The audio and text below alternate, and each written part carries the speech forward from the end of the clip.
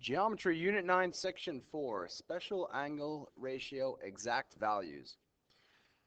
Recall the special right triangles we learned in the previous chapter, the 30, 60, 90, and the 40, 45, 90. This is where our special angle exact ratios come from. Because when we talk about special angles in trigonometry, we're referring to 30 degrees, 60 degrees, and 45 degrees. And sometimes references of those, but you're going to learn more about that in Algebra 2 next year. So for this year, it's really just 30, 45, 60. We consider special angles, and we like to know the exact values of them when it comes to sine, cosine, and tangent, because these triangles are special triangles, and we've talked about them in the past. What we talked about with the 30, 60, 90 right triangle, the big thing about the 30 degrees that I really said was really important to remember is that the opposite 30 is half the hypotenuse. So that's why our opposite is x, our hypotenuse is 2x. X is half of 2x. And then, we could do Pythagorean theorem to get x rad 3 for what's left over here, but the shortcut is that simply, what's opposite the 60, or adjacent to 30, same thing, right? Opposite the 60, adjacent 30, that is your half the hypotenuse, radical 3. So if this is 10, then this is 5, and then this is 5 radical 3, right? Stuff like that. And then for the 45, 45, 90, this is your isosceles right triangle, so our legs are the same. The hypotenuse is that rad 2. So if this is 5 and 5, then this is 5 rad 2. So we learned all of that. So what is sine 30, sine 60, sine 45, cos 30, cos 60, cos 45? Well, sine 30, if we remember from SOHCAHTOA, sine is opposite over hypotenuse.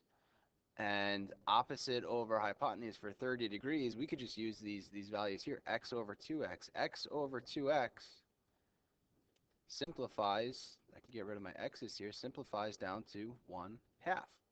Sine 30 equals 1/2. And that's what this is saying, that opposite is half the hypotenuse. No matter how big or how small your 30, 60, 90 right triangle is, since they're all similar with angle, angle, angle congruencies, the opposite is always half the hypotenuse. So the ratio of opposite to hypotenuse is going to be half. It's going to be a 1-to-2 ratio. It's going to be half of what it is.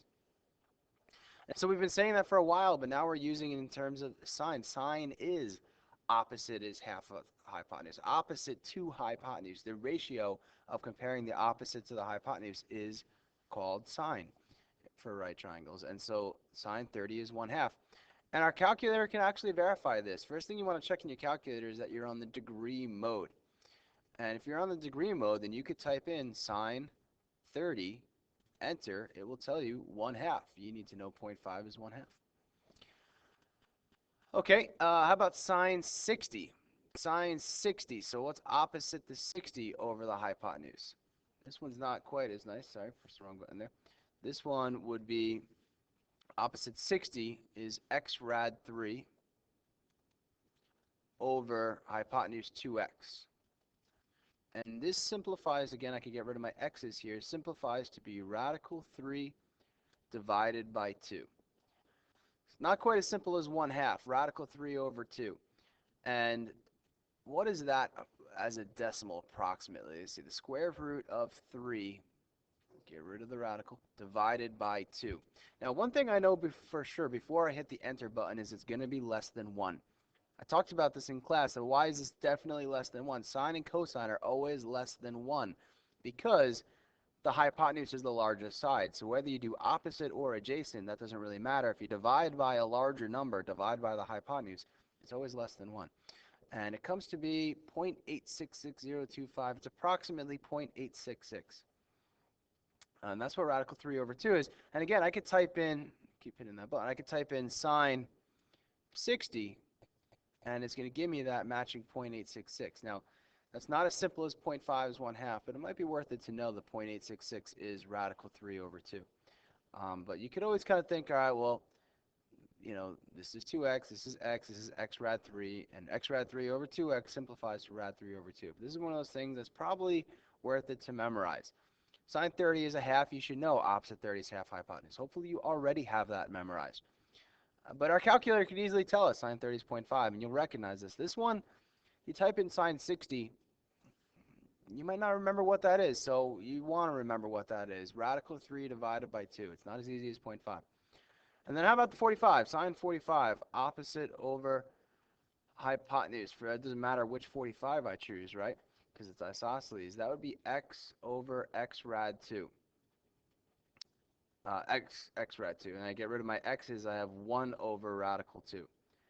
And then we like to write this as a rationalized denominator, where if I multiply the top and the bottom here by radical 2, I get radical 2 on top. 1 times rad 2 is rad 2.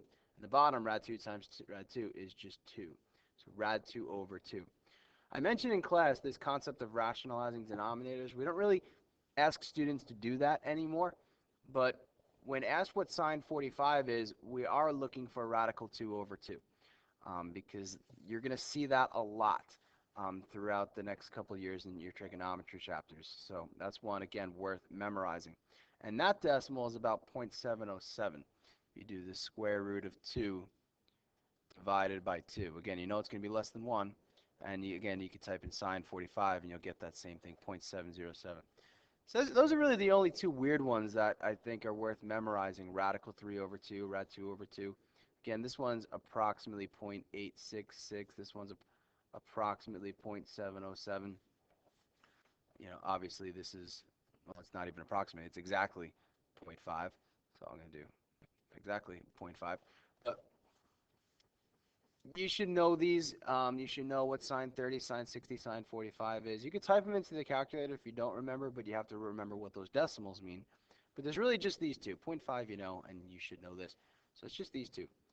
Well, how about cosine? Do we get totally new ones? No, we're not going to get totally new ones here because cosine 30 is what's adjacent to 30 over hypotenuse. That'd be x rad 3 over 2x. That is this. This is your rad 3 over 2. And if you type in cosine 30 in your calculator, sine 30 gave us a half. We type in cos 30, we get that 0.866, which would be very helpful if you would know that that's equivalent to radical 3 over 2. And cosine 60 is adjacent to 60 over hypotenuse. That's x over 2x. That's just your half. Type in cos 60, you'll get a half.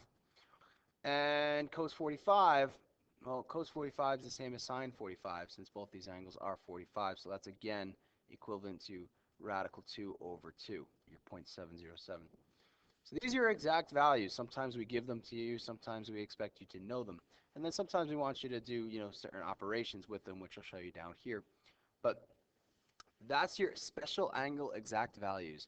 And everything's either a half, rad 2 over 2, rad 3 over 2, and so on. And it's helpful to know what the decimals are because then your calculator can really help you out. But this is where it comes from our special triangles. How about 0 and 90 degrees? Well, again, we could just type this into our calculator. We could type in sine 0. We could type in sine 90. And you're going to learn a lot more about why these things are what they are next year in Algebra 2 when you start doing trigonometry on circles. I think it makes a little bit more sense then.